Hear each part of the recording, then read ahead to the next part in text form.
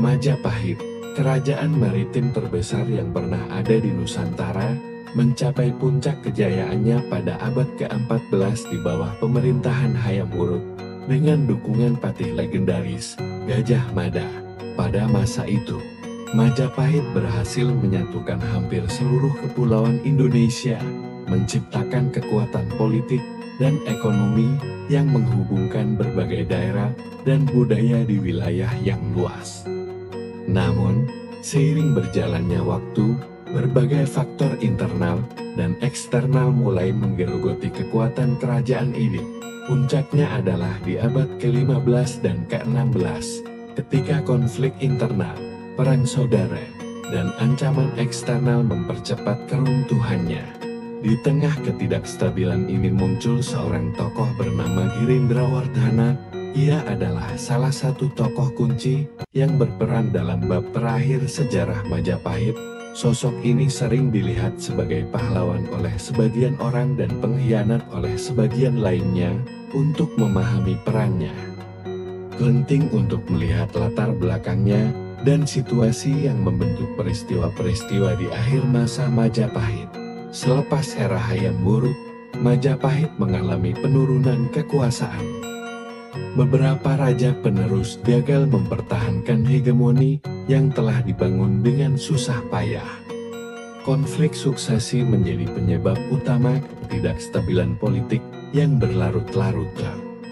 Pertikaian antara keluarga kerajaan memicu berbagai pemberontakan dan melemahkan kontrol pusat. Salah satu konflik paling signifikan adalah perang saudara antara Bhrewirabhumi dan Wikramawardhana yang dikenal sebagai Perang Parekrut. Meskipun perang tersebut akhirnya dimenangkan oleh pihak Wikramawardhana, dampaknya melumpuhkan kekuatan Majapahit secara signifikan.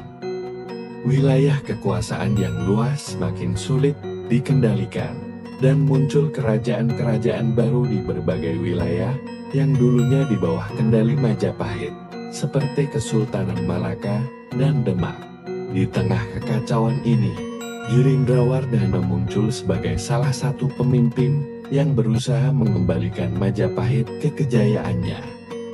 Identitas dan latar belakangnya masih menjadi bahan perdebatan sejarawan, namun diyakini bahwa ia adalah penguasa Blambangan, sebuah kerajaan kecil di ujung timur Jawa yang tetap setia pada nilai-nilai lama Majapahit.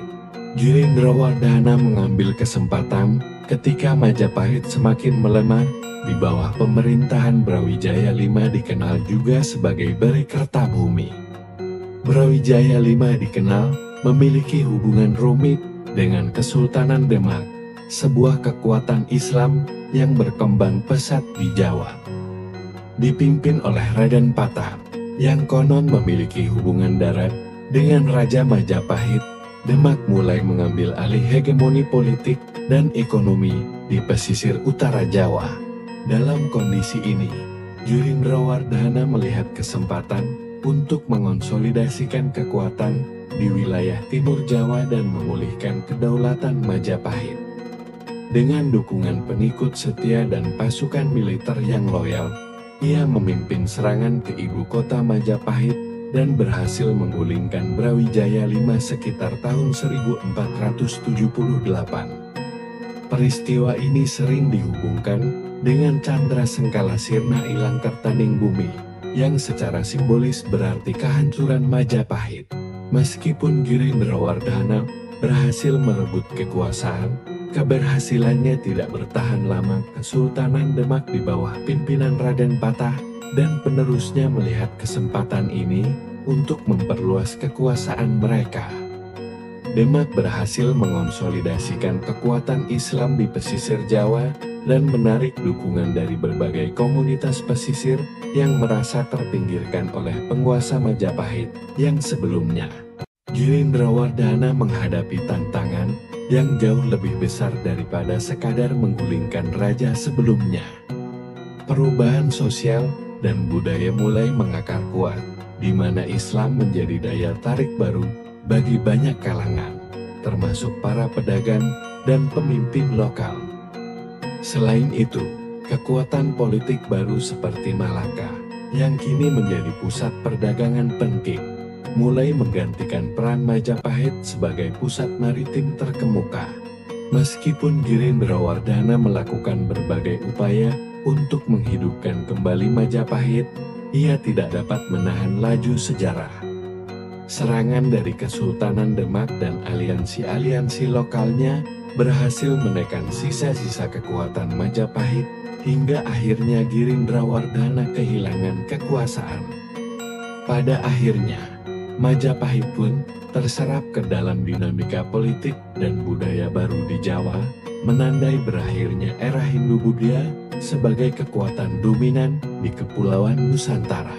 Peran Girindrawardhana dalam sejarah Majapahit mencerminkan upaya terakhir untuk mempertahankan kerajaan besar ini dari kehancuran total.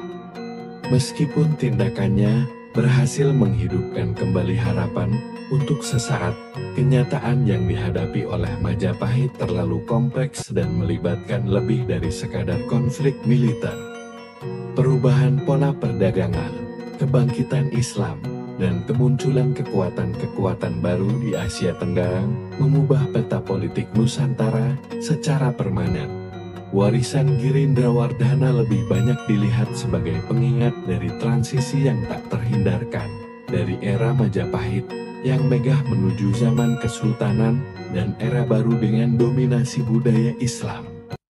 Bab terakhir Majapahit ini mengajarkan bahwa kekuasaan besar tidak dapat bertahan selamanya, terutama jika tidak mampu beradaptasi dengan perubahan yang ada.